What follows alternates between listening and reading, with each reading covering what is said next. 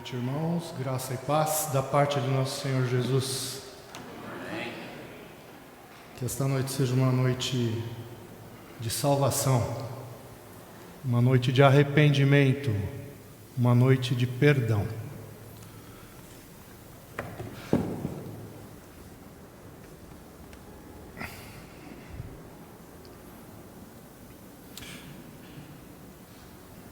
Há um tempo atrás, estávamos eu, minha esposa e nosso filho fazendo uma pequena viagem aqui na região do Circuito das Águas, né? Um local aprazível, um local gostoso. E uma coisa que nos chamou a atenção, muito interessante, foi o caminho. O caminho. Num determinado momento, as árvores cobriam um longo trecho da estrada, formando como que um túnel natural de árvores. E nós ficamos observando aquilo, né? Que coisa interessante, que coisa aprazível, que coisa gostosa, né? Criação do Senhor.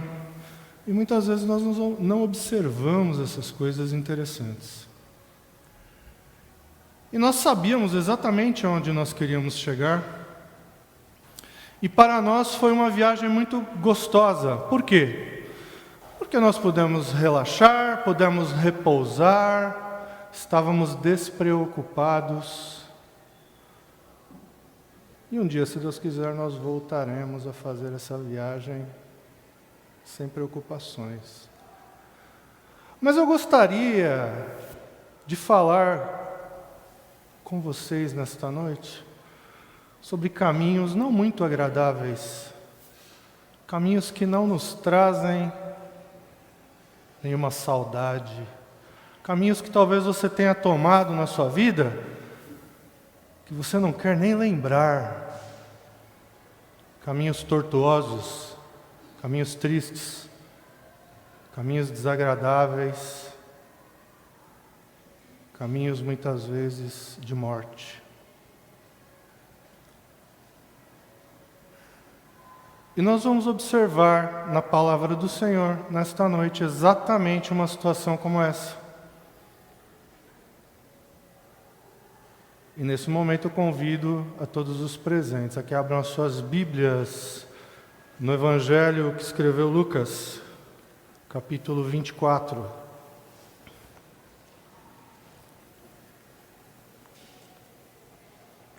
Mesmo assentados e com reverência, leiamos a palavra do Senhor. Peço que vocês acompanhem a leitura da palavra que eu vou fazer. A partir do verso 13, Lucas 24, a partir do verso 13. Naquele mesmo dia, 2 deles estavam de caminho para uma aldeia chamada Emaús, distante de Jerusalém, 60 estádios, e iam conversando a respeito de todas as coisas sucedidas. Aconteceu que, enquanto conversavam e discutiam, o próprio Jesus se aproximou e ia com eles. Seus olhos, porém, estavam como que impedidos de o reconhecer. Então, lhe perguntou Jesus: que é isso que vos preocupa e de que ides tratando à medida que caminhais? E eles pararam entristecidos. Um, porém, chamado Cleopas, respondeu dizendo: és o único, porventura, que tendo estado em Jerusalém, ignoras as ocorrências destes últimos dias? Ele lhes perguntou: quais? E explicaram o que aconteceu a Jesus, o Nazareno, que era varão profeta, poderoso em obras e palavras diante de Deus e de todo o povo, e como os principais sacerdotes e as nossas autoridades o entregaram para ser condenado à morte e o crucificaram. Ora, nós esperávamos que fosse ele quem havia de redimir a Israel, mas depois de tudo isto, é já este o 3º dia desde que tais coisas sucederam. É verdade também que algumas mulheres das que conosco estavam nos surpreenderam tendo ido de madrugada ao túmulo e, não achando o corpo de Jesus, voltaram dizendo terem tido uma visão de anjos, os quais afirmam que ele vive. De fato, alguns dos nossos foram ao sepulcro e verificaram a exatidão do que disseram as mulheres, mas não ouviram. Então lhes disse Jesus: honestos e tardos de coração, para crer tudo o que os profetas disseram. Porventura não convinha que o Cristo padecesse e entrasse na sua glória? E começando por Moisés, discorrendo por todos os profetas, expunha-lhes o que a seu respeito constava em todas as Escrituras. Quando se aproximavam da aldeia para onde iam, fez ele menção de passar adiante, mas eles o constrangeram, dizendo: fica conosco, porque é tarde e o dia já declina. E entrou para ficar com eles. E aconteceu que, quando estavam à mesa, tomando ele o pão, abençoou e, tendo-o partido, lhes deu. Então se lhes abriram os olhos e o reconheceram.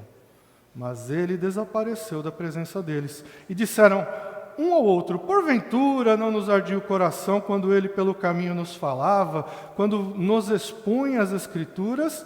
E na mesma hora, levantando-se, voltaram para Jerusalém, onde acharam reunidos os 11 e outros com eles, os quais diziam: o Senhor ressuscitou e já apareceu a Simão. Então os dois contaram o que lhes acontecera no caminho e como fora por eles reconhecido no partir do pão. Deixando suas Bíblias abertas, vamos fechar os nossos olhos, vamos orar. Santo Deus e Pai Celeste, a Tua palavra foi lida e nós pedimos, ó Pai, que o Teu Santo Espírito nos ajude na sua compreensão. Que a Tua palavra, Deus, não volte vazia, e que o Teu servo possa, ó Deus, expô-la com fidelidade. Em nome de Jesus. Amém.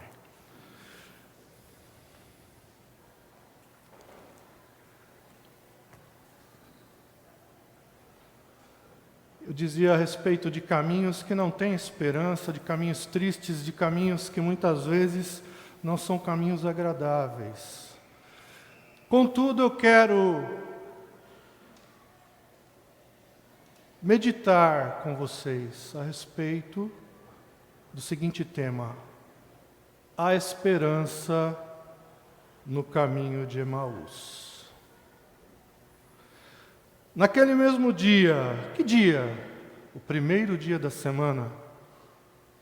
Naquele mesmo dia em que o Senhor ressuscitou,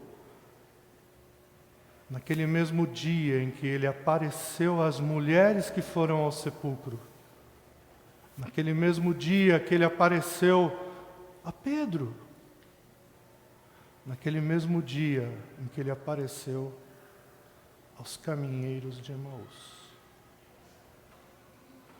O que nós verificamos é que dois deles, dois quem? Dois dos discípulos, estavam de caminho para uma aldeia chamada Emaús, que distava 60 estádios, aproximadamente 11 quilômetros.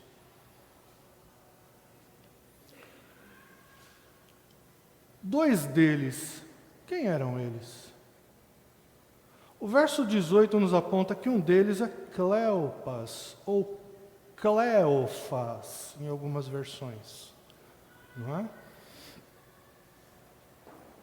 Esse mesmo Cleofas, não é uma pessoa que tem dois nomes, Alfeu Cleofas. Esse Alfeu é pai de Tiago o Menor, um dos discípulos escolhidos por Jesus, conforme relata Mateus. Uma das mulheres que estavam junto à comitiva de mulheres que seguiu o Senhor Jesus desde a Galileia e que estavam no momento em que Jesus morria, aos pés da cruz, aquelas mulheres que o serviam com os seus bens, conforme relata o próprio Lucas no capítulo 8, esta senhora chamada Maria, cunhada de José, porque era casada com Cleofas, segundo alguns dizem, era irmão do próprio Senhor Jesus. Há uma indicação em um comentário do reverendo Matthew Henry, em que ele diz que, citando o texto do próprio de João 19, 25, na versão King James, em que Maria, né? Maria era essa Maria de Cleofas, esposa de Cleofas, era irmã de Maria, mãe de Jesus. Então o que nós observamos que Cleofas, de certa forma, ou era irmão de José, ou sua esposa Maria, já indicado no próprio Evangelho de João, era irmã de Maria, mãe de Jesus. E de qualquer forma ele era tio de Jesus. Uma pessoa próxima, uma pessoa que conviveu com o Senhor Jesus. Uma pessoa que viu os grandes milagres de Jesus. Uma pessoa que era discípula de Jesus. Uma pessoa que seguia o Senhor Jesus. E o que nós verificamos, não é que o outro caminheiro, alguns dizem, poderia ser Pedro. Mas não pode ser Pedro, porque Pedro estava entre os 11 quando o Senhor apareceu na sequência. Alguns dizem que poderia ser a própria esposa do Cleofas. Não é possível também, porque no próprio texto está dizendo, né, que os caminheiros dizem a Jesus: olha, ele apareceu para algumas mulheres, né, um anjo falou, né, apareceu para algumas mulheres pela manhã, dizendo que ele teria ressuscitado. Então, não é possível que esse outro caminheiro seja a esposa do Cleofas. Alguns dizem até que seria o irmão mais novo do casal, Cleofas e Maria. Simeão, que teria servido na igreja judaico-cristã por 43 anos e depois martirizado no começo do primeiro século. O que nós verificamos é que, independentemente de quem seja o outro caminheiro, ambos estavam tomando uma decisão de caminhar de volta para casa. Eles estavam tristes, eles iam conversando a respeito das coisas sucedidas. Que coisas estas sucedidas? Se vocês observarem, os textos anteriores falam exatamente do julgamento de Jesus e da sua crucificação, e da sua morte e da sua ressurreição. Ocorre que estes caminheiros, né, nós observamos que eles iam conversando a respeito de todas as coisas sucedidas, né? Muito provável que eles estivessem voltando para a Galileia, com a intenção de não mais perguntar sobre Jesus. Eles se afastaram da companhia dos demais, e pelos relatos que lhes trouxeram naquela manhã da ressurreição do seu mestre, eles talvez pensassem que fossem histórias ociosas, que não faziam nenhum sentido para eles. Mas enquanto viajavam, conversavam todas as coisas que aconteceram. Eles não tiveram a coragem de conferir estas coisas se eram realmente verdadeiras. E o que nós observamos é que quando eles saíram da audição dos judeus, do burburinho e da perseguição que estava acontecendo em Jerusalém, eles podiam então, caminhando sozinhos na estrada, falar de forma tranquila e mais aberta a respeito dos fatos sucedidos. O verso 15 nós observamos: aconteceu que enquanto conversavam e discutiam, o próprio Jesus se aproximou e ia com eles. Os seus olhos, porém, estavam como que impedidos de o reconhecer. A boa companhia do Senhor se faz presente com eles nesse momento pesaroso e de incertezas. Seus olhos não o podiam reconhecer e não está explicitado no texto. Contudo, nas entrelinhas, nós podemos perceber o caráter didático do Senhor Jesus nesse momento. Reconhecê-lo não com os olhos, mas com o seu coração. Pudessem nos ficar mais à vontade para abrirem seus corações, para colocar para fora suas angústias e decepções. Verso 17: então lhes perguntou Jesus: o que é isso que vos preocupa e de que ides tratando à medida que caminhais?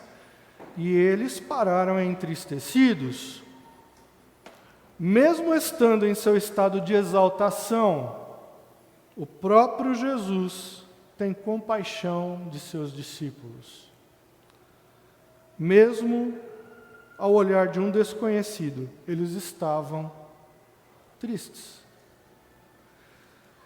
Um, porém, chamado Cleopas, respondeu dizendo: és o único, porventura, que tendo estado em Jerusalém, ignoras as ocorrências desses últimos dias? E a resposta de Jesus: quais? Jesus, nesse momento, instiga o diálogo. Ele queria saber o que é que aqueles homens que o seguiram durante tantos anos, ouvindo as suas pregações, conhecedores da palavra, conhecedores dos desígnios do próprio Senhor,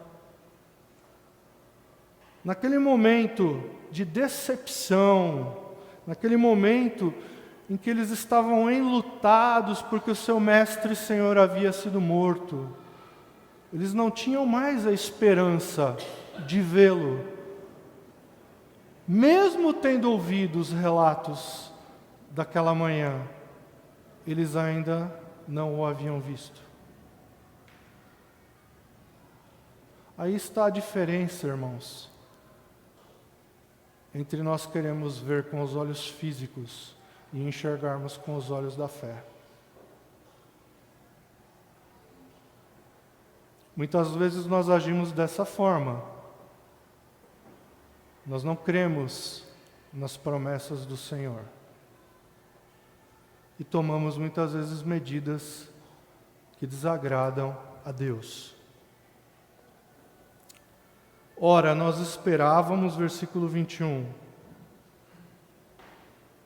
que fosse Ele quem havia de redimir a Israel, mas depois de tudo isto, e já é este o terceiro dia desde que tais coisas sucederam, é verdade também que algumas mulheres das que conosco estavam nos surpreenderam tendo ido de madrugada ao túmulo.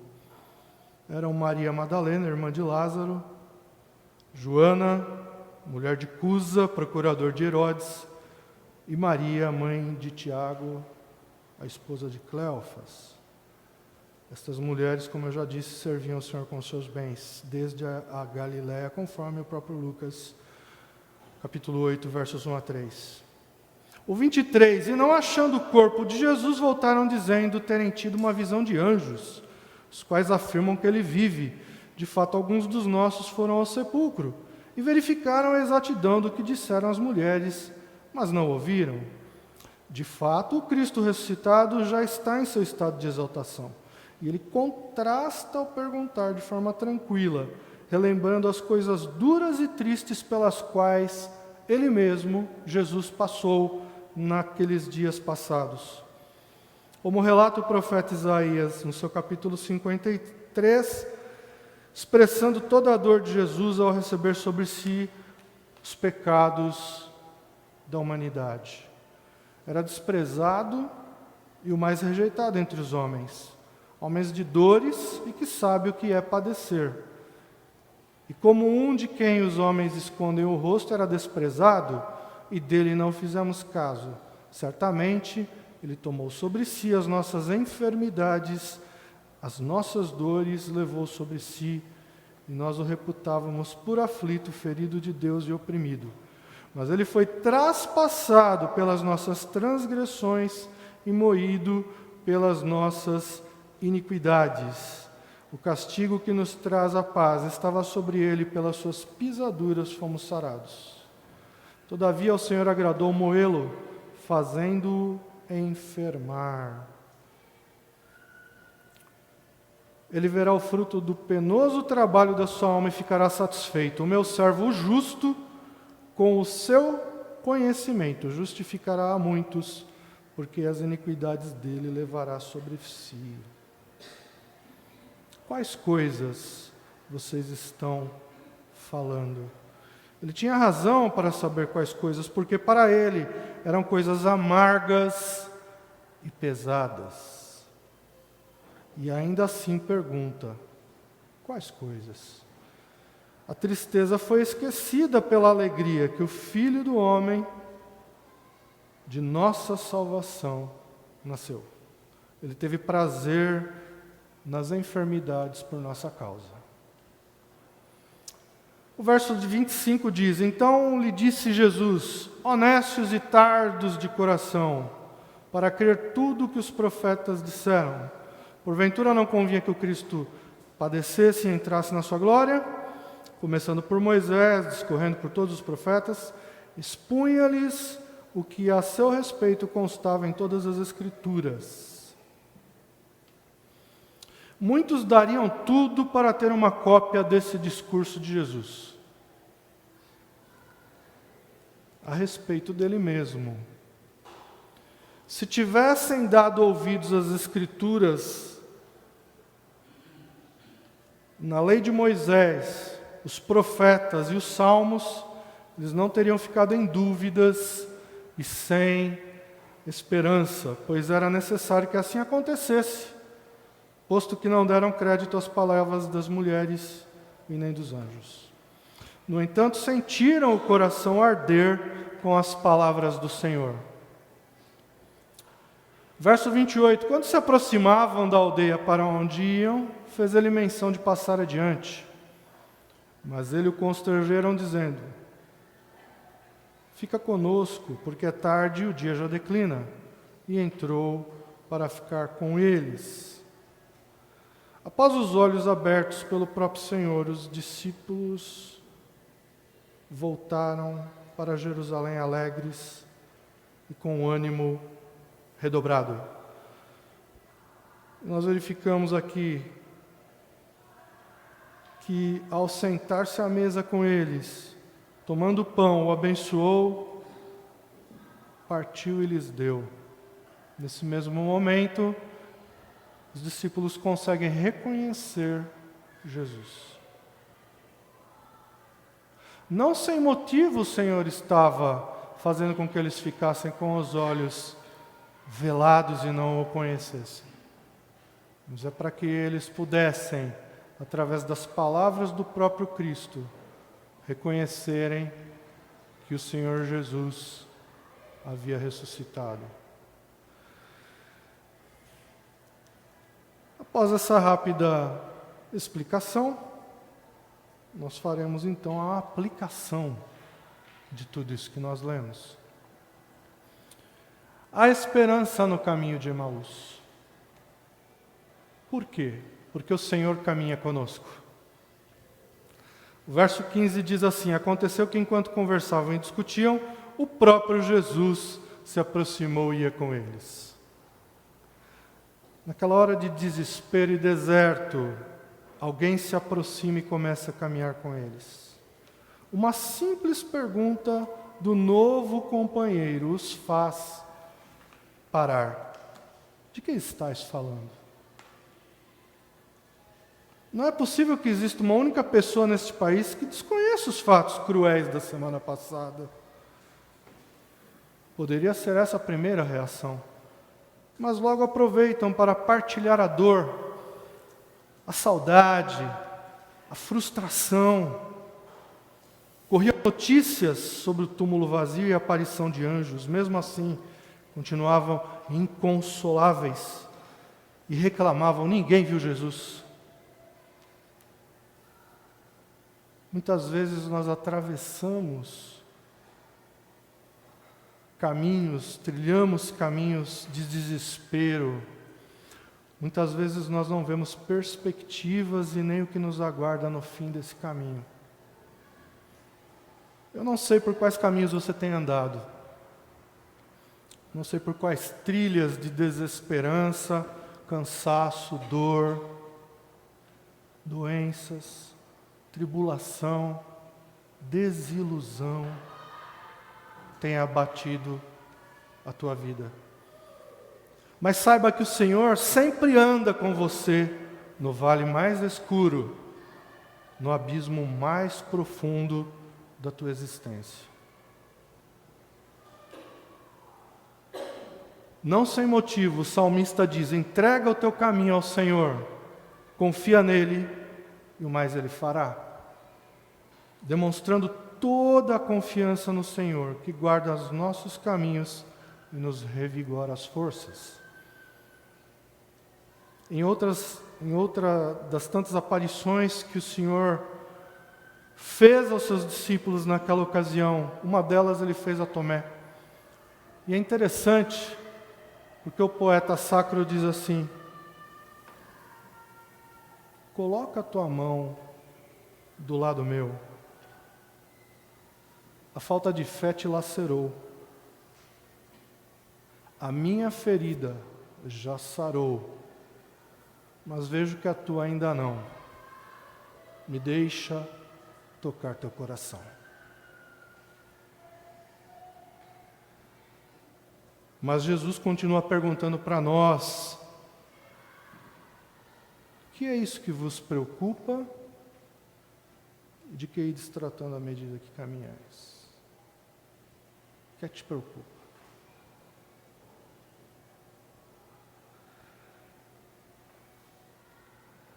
A esperança no caminho de Emaús, porque o Senhor caminha conosco. Mas há esperança no caminho de Emaús, porque o Senhor se revela a nós através da sua palavra.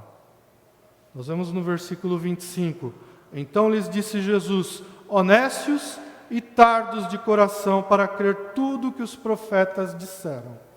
Em outras palavras, como sois sem inteligência e lentos para crer em tudo que os profetas disseram.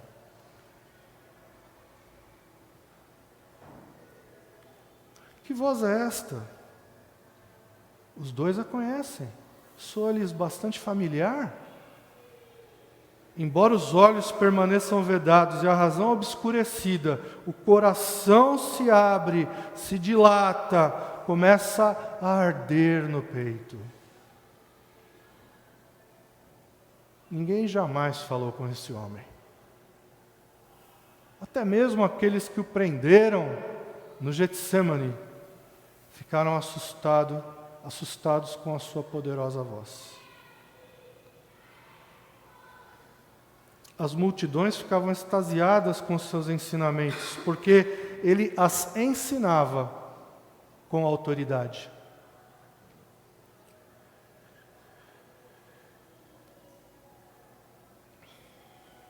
Toda a experiência do convívio com o Mestre nos anos que passaram emerge do fundo da alma, vem de repente à tona enquanto o companheiro de viagem explica as passagens da Escritura, evocando Moisés, evocando os profetas, evocando os salmos. Sua fala pelo caminho alivia a dor, derrete a saudade, afoga o desânimo. Não querem deixá-lo ir adiante quando chegam ao destino. Fica conosco, pois já se faz tarde. É como se dissessem: a quem iremos nós? Só tu tens palavras de vida eterna. A solidão machuca. Ficar novamente só fará reaparecer a tristeza e a dor. Fica conosco é o pedido insistente dos discípulos, dirigido a quem ainda não reconhecem. No fundo do coração, porém, eles já experimentam a alegria de tantas vezes sentiram quando o Mestre lhes falava. Muitas vezes nós não conseguimos enxergar o Senhor. A sua providência cuidando de nós a cada dia.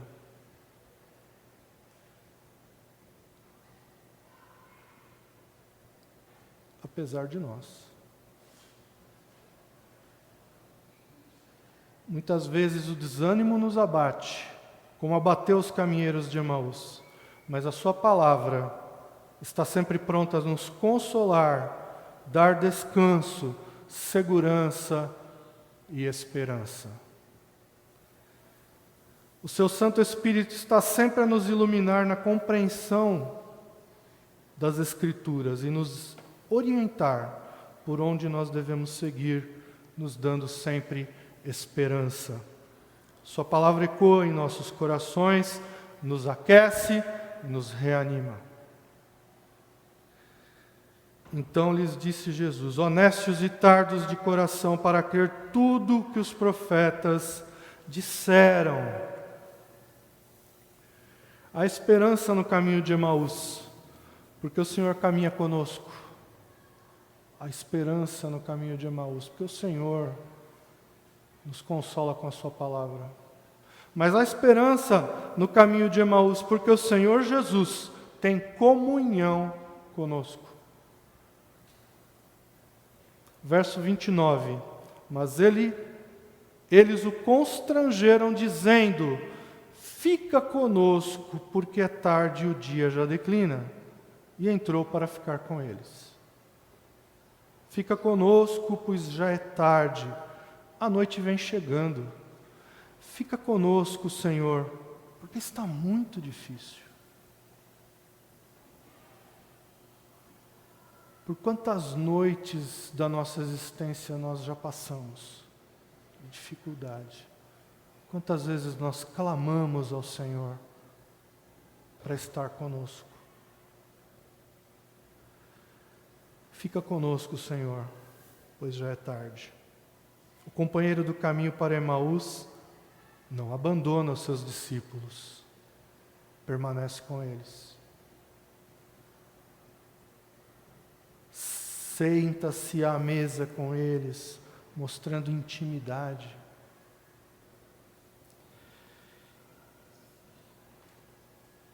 Entrou para ficar com eles, sentou-se à mesa, tomou o pão, abençoou, partiu e deu a eles. Na fração do pão, acontece um milagre naquele dia da Páscoa. Os dois reconhecem o Mestre. Vem aquele inigualável semblante do Filho de Deus. E ao mesmo tempo o Senhor desaparece na presença deles. Ficou o pão partido, uma taça de vinho compartilhada, ficaram as palavras que fizeram arder os corações, ficou a inebriante alegria em que ele transformou aquele momento de desespero dos discípulos. Agora não é mais necessário ver Jesus com os olhos do corpo. Com a experiência que tiveram em Emaús, os discípulos encarregar-se-ão de testemunhá-la mundo afora. Nos momentos difíceis, grite como os dois apóstolos: Fica conosco, Senhor. Clame ao Senhor das nossas almas. Ele entra para ficar com você. Ele se senta à mesa com você. Ele comunga a sua dor com você.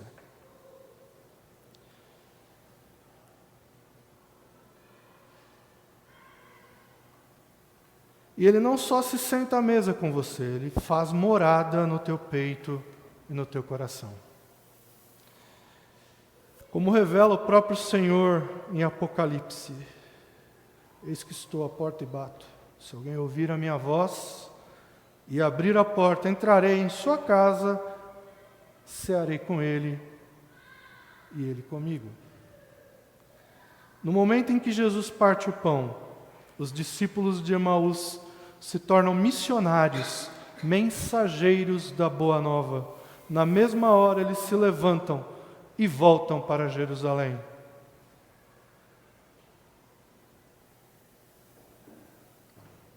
E contaram aos seus companheiros o que tinha acontecido no caminho e como tinham reconhecido Jesus quando ele partiu o pão.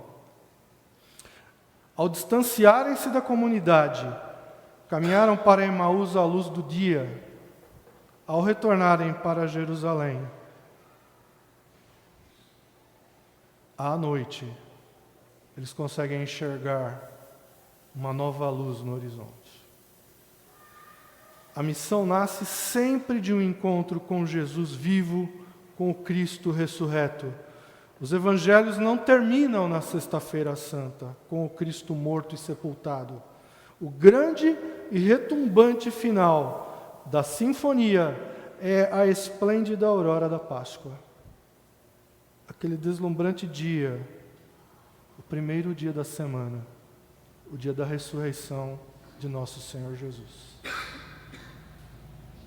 O Cristo ressuscitado, vivo, vencedor da morte, o triunfo do bem sobre o mal, a vitória da graça sobre o pecado, a alegria do amor e da paz contra as tramas de Satanás. Como diz a palavra, tragada foi a morte pela vitória.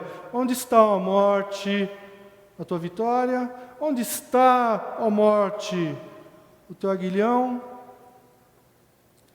Realmente o Senhor ressuscitou, proclamou os 11 reunidos com os outros em Jerusalém. Celebremos, irmãos, a real presença do Senhor em nossas vidas. Ele está nos teus caminhos, iluminando a sua vida, iluminando o seu coração, através da sua real presença, através da sua palavra e através da comunhão.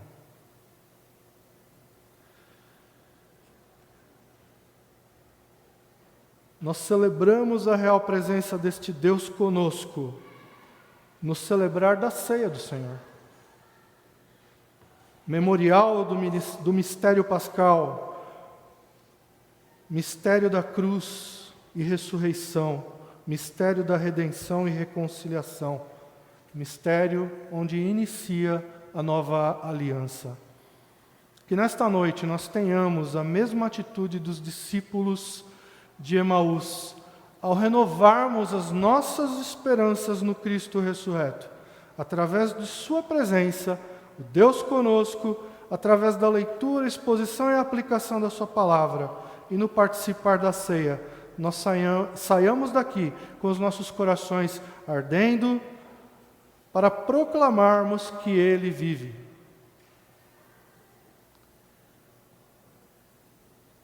E não só para proclamarmos que Ele vive, que Ele salva, que Ele perdoa pecados, que Ele nos redime das nossas transgressões e que Ele voltará para nos resgatar.